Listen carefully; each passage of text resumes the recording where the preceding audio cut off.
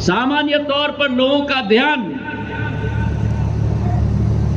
केवल प्लेन्स पर जाता है, पर वो एयरपोर्ट्स और प्लेन्स की क्षमता तभी सफल हो पाएगी जब मानव संसाधन की क्षमता को हम लोग बढ़ा पाएंगे। और इसलिए जब 2016 में हमारे देश में केवल 28 फ्लाइंग एकेडमीज थी, आज फ्लाईओला जैसे एकेडमीज की वजह से, शौर्य एविएशन और इंडियन फ्लाइंग एकेडमी जैसी संस्थाओं की वजह से जो 28 2016 में थी, आज 7 साल बाद आज 57 फ्लाइंग एकेडमीज पूर्ण रूप से देश में एक्टिव हो चुकी हैं।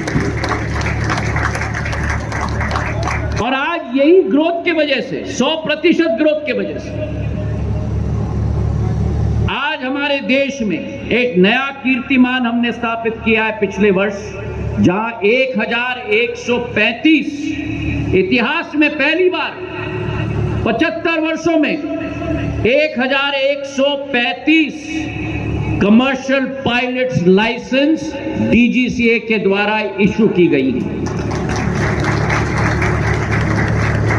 और इस वर्ष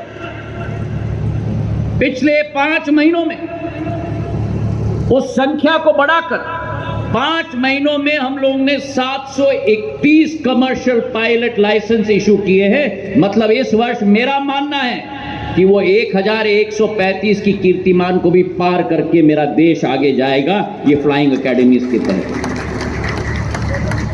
हमारी सोच और विचारधारा है, ये एफटीओ फ्लाइंग ट्रेनिंग ऑर्गेनाइजेशन का ढांचा का सरलीकरण। और इसलिए जब मैंने प्रभार संभाला, पहला कदम जो हमने उठाया, जो रॉयल्टी की सिस्टम थी, जहां चूस के एफटीओ से आखिरी रुपया वसूल किया जाता था, वो पूर्ण रॉयल्टी सिस्टम को मैंने अबॉलिश कर दिया।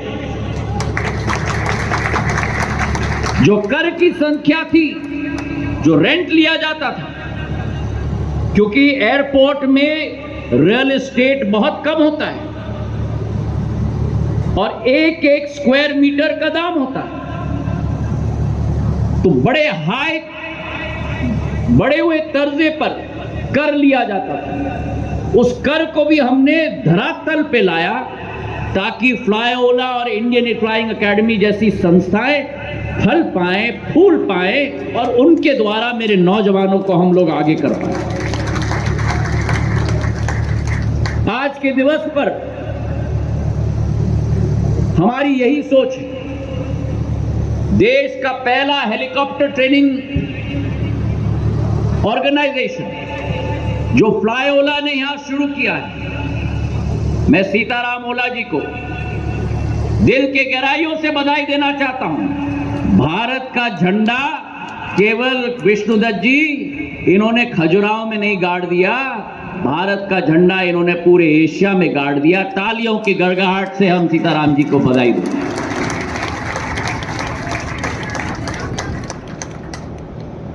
मैं सोच रहा था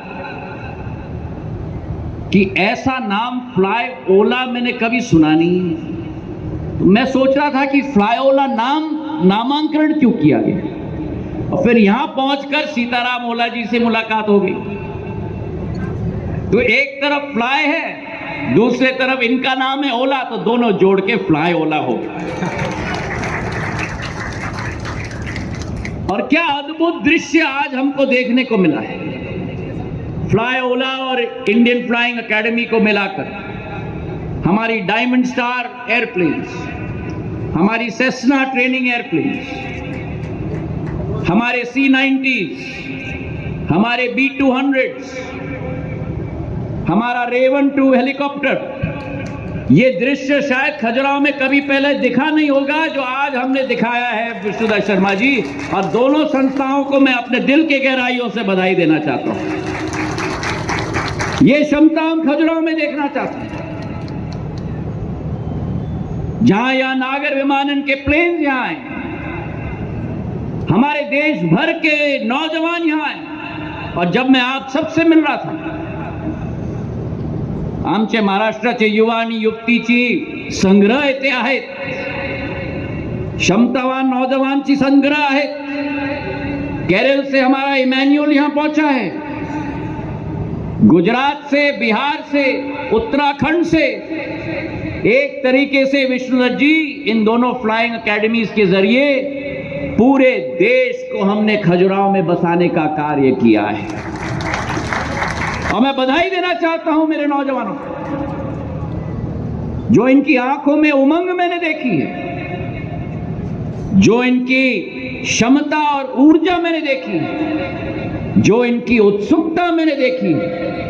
अगले 1-2 साल में मेरा एक एक नौजवान जो यहां बैठा है, मेरी एक एक युवती जो यहां बैठी हुई है, केवल मेरे ATR, मेरा Q400 केवल नहीं, केवल मेरा A319, A320 aircraft, Boeing 737 max नहीं, लेकिन मेरा बोइंग 787, बोइंग 777 और भारत में जो आने वाला है दिसंबर में A350 विमान का भी कप्तानी और कमांडरिंग करे, ये मेरी आशा और अभिलाषा है.